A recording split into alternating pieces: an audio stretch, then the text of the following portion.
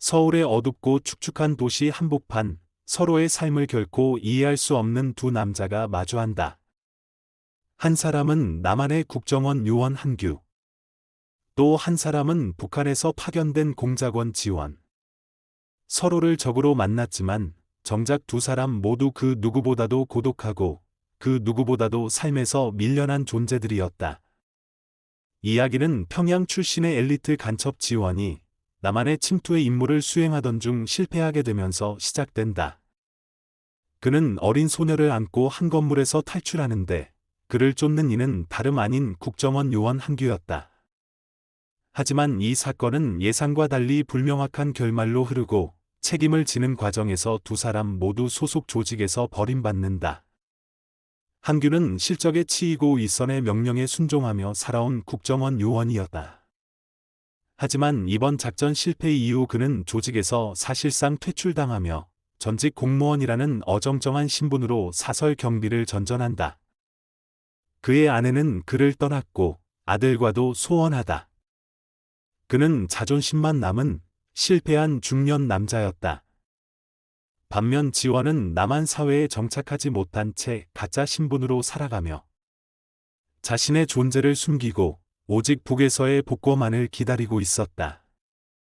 그러던 중 남한 내에서 벌어지는 정치적 공작과 암투에 휘말리게 되고 자신 역시 버려졌다는 사실을 뒤늦게 깨닫는다. 이 두 남자는 서로를 알지 못한 채 다시 만난다. 지원은 우연히 한규를 찾게 되고 그의 과거를 들춰낸다. 하지만 그 순간부터 시작된 인연은 단순한 감시와 복수의 서사를 넘어 서로의 인생의 묘한 우정과 형제애를 만들어낸다. 처음엔 서로를 이용하고 의심했지만 한 지붕 아래 동거하며 함께 고단한 일상을 보내고 서로의 과거를 알아가면서 그들 사이에는 이해와 연민, 그리고 묘한 신뢰가 쌓이기 시작한다. 지원은 고향에 있는 어머니와 여동생을 그리워했고 한규는 무너진 가정을 회복하고 싶어 했다. 그들은 서로의 상처를 들여다보며 점차 감정의 벽을 허물기 시작한다. 그러나 운명은 이들에게 평범한 일상을 허락하지 않는다. 지원은 북으로부터 새로운 임무를 부여받고 한규 역시 과거의 조직으로부터 다시 호출된다. 서로를 밀어낼 수 없는 상황에서 그들은 각자의 선택 앞에 놓이게 된다. 결국 정부의 비밀 작전과 정보기관 간의 충돌 속에서 지원은 북에 대한 맹목적인 충성보다 한규와의 우정을 택한다. 그리고 한규 역시 국가보다 인간으로서의 양심을 택한다. 마지막 순간 지원은 자신의 정체가 드러남에도 불구하고 한규를 구하기 위해 스스로 총을 들고 현장에 뛰어든다. 그는 끝내 총탄에 쓰러지고 한규는 살아남는다. 영화는 지원의 생사 여부를 명확히 드러내지 않는다. 하지만 한규는 마지막 장면에서 지원의 여동생이 있는 장소를 향해 떠나며 그가 남긴 약속을 지키려 한다. 의형제는 국경을 초월한 남자들의 이야기이며 적대적 체제 속에서도 사람으로서 서로를 이해하고 마침내 의형제가 되어가는 인간 서사의 집약체였다. 의형제는 처음부터 끝까지 적대와 연대 사이의 간극을 따라 흐른다. 남한과 북한, 국정원과 공작원, 경찰과 간첩. 이 둘은 서로를 죽여야 할 위치에서 만났지만 삶의 맨 밑바닥, 존재의 끝자락에서 다시 사람 대 사람으로 마주했다. 그리고 그들이 함께했던 시간은 체제보다 오래 남았다. 이 영화의 주인공 이한규는 실패한 남자다. 조직에서는 밀려났고 가정은 깨졌으며 아들과의 관계도 단절됐다. 과거에는 조국을 위해 일한다는 사명감이 있었지만 지금은 그 사명조차 무너져버린 공허한 중년일 뿐이다. 그는 과거를 후회하며 살아가는 사람이다.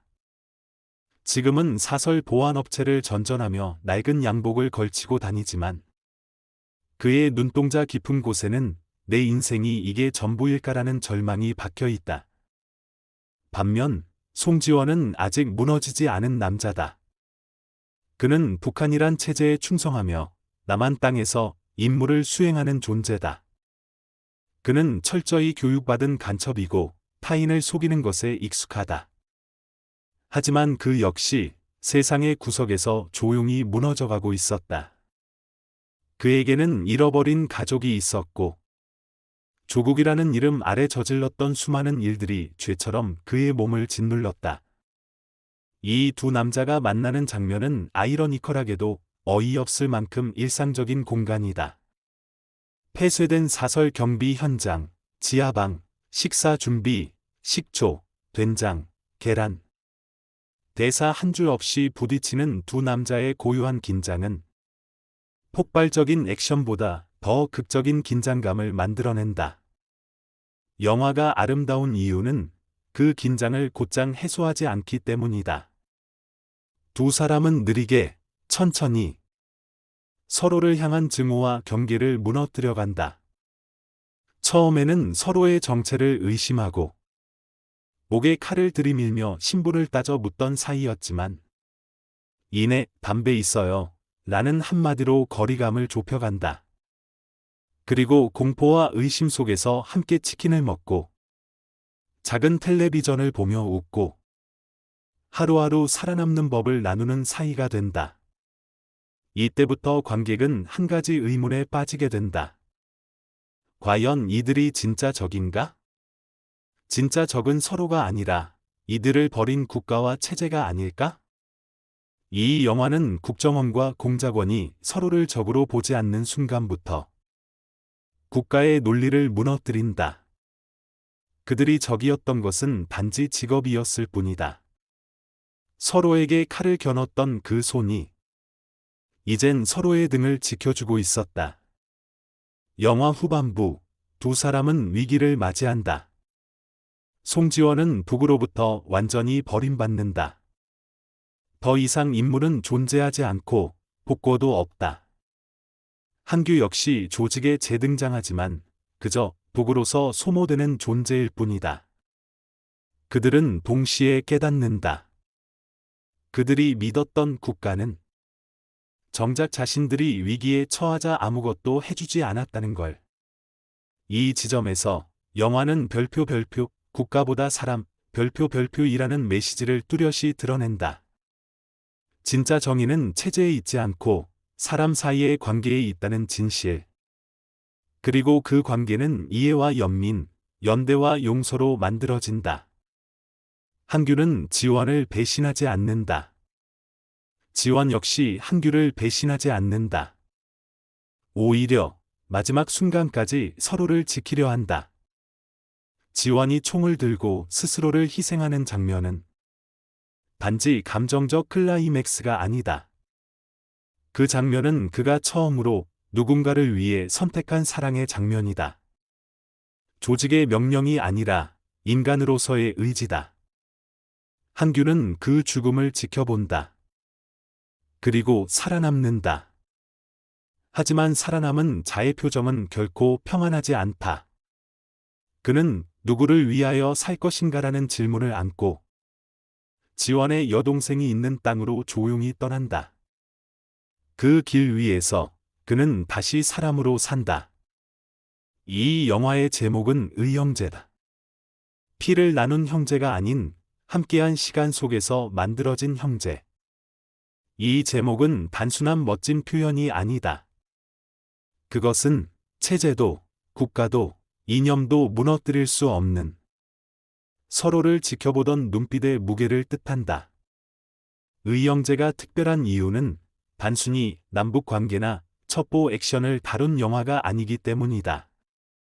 이 작품은 오히려 남성 서사의 감정선을 섬세하게 비틀고 기존의 남성 중심 영화에서 보기 드물었던 연민과 눈물을 말하는 이야기다. 한규는 강인한 남자처럼 보인다.